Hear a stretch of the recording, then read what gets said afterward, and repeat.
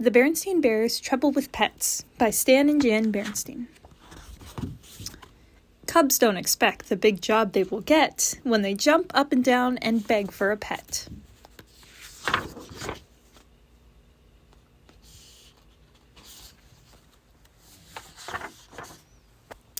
"Goodbye, little bird," said Sister Bear. "Fly away and be happy." On her finger was the sparrow that the bear family had taken in because it had an injured leg. Papa Bear had made a splint for it out of a toothpick and some strips of tape. Brother and sister had named it Tweety and had taken care of it for about a week. But now it was time to remove the splint and let the bird go back to nature, where it belonged. It hopped onto a twig, then took wing. Before you could say Tweety, it was out of sight. "I'm going to miss our little bird," said Sister sadly. "Tweety was such a nice little pet." "Tweety wasn't a pet, dear," said Mama Bear. "Not a real pet, anyway. It was an injured bird that we helped to get well so it could go back to the forest." "Why don't we get a real pet, Mama?" asked Sister. "Other cubs have pets," said Brother.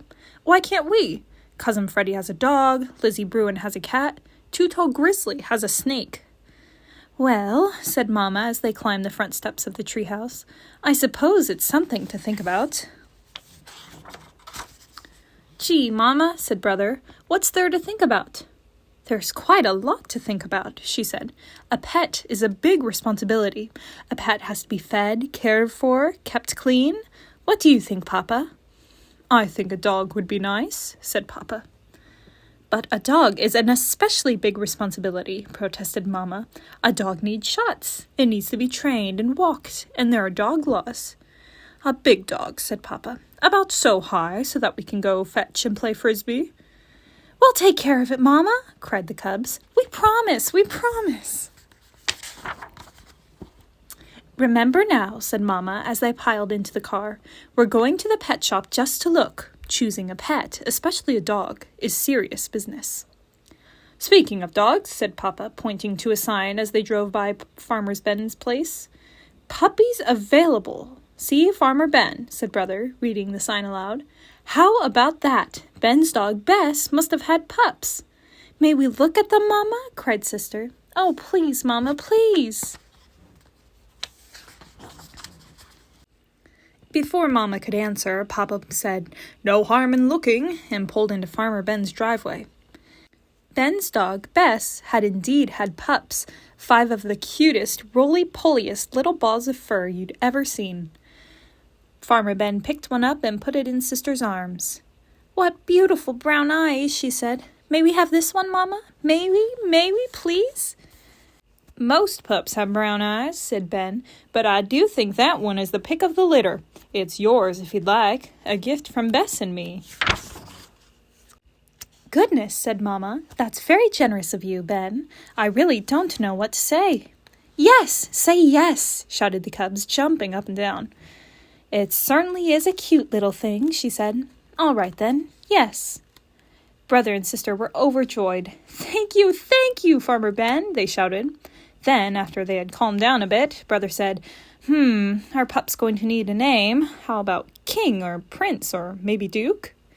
Farmer Ben, who was an expert in such matters, took a quick look under the pup's tail and said, "The only trouble with those names, Brother Bear, is that this pup is a girl." Of course, they couldn't take their new pet home with them. It would need its mother's milk for a couple more weeks. But there was plenty of puppy talk as they headed home. Talk about names, talk about where the puppy would sleep, and talk about who would take care of it.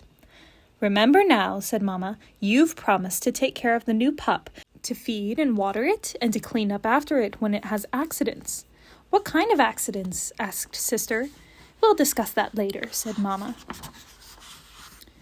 Brother and Sister couldn't believe how lucky they'd been.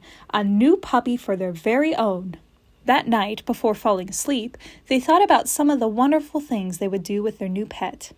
Sister thought about dressing it in doll's clothes and pushing it in her doll carriage.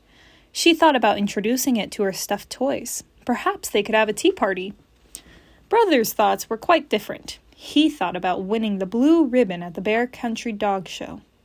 He thought how fine it would be to shout "mush" as his great dog pulled him through the deep snow. But, of course, a puppy isn't a toy to be dressed in doll's clothes. It's a living creature with a mind and nature of its own. It would be a long time before the pup could compete for blue ribbons. It would be an even longer time before it could pull anything through the snow. There was no question about it. Brother and sister had a lot to learn about puppies.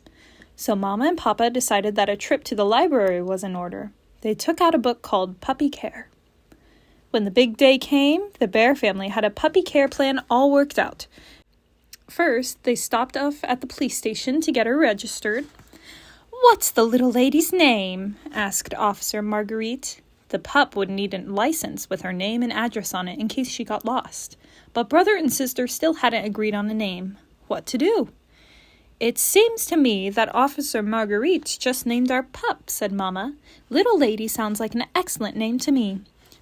So the puppy left the police station with a name as well as a license.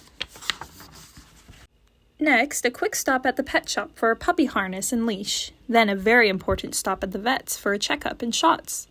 Little lady didn't like the shots one bit. Brother and sister knew just how she felt. They even sort of knew how parents must feel when their cubs have to get shots.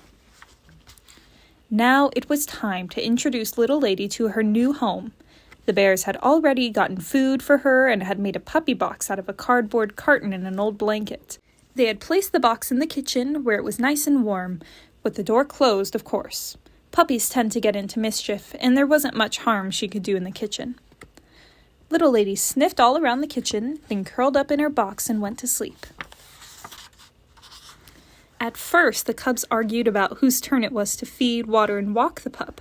"It's my turn. No, it's my turn."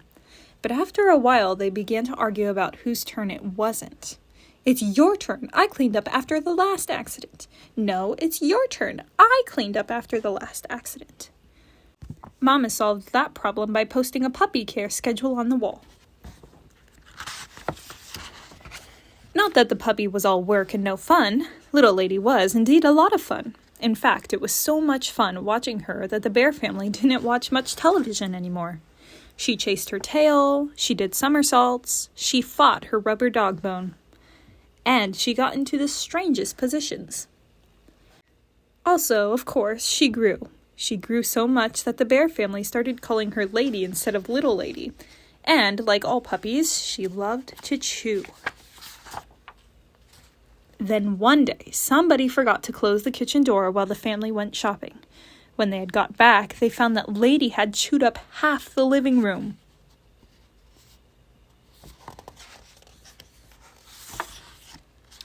The time had come for Lady to have her own house out in the yard. Papa built a fine, sturdy doghouse. Then he chicken wired the fence to keep her safely in the yard. Lady loved her house.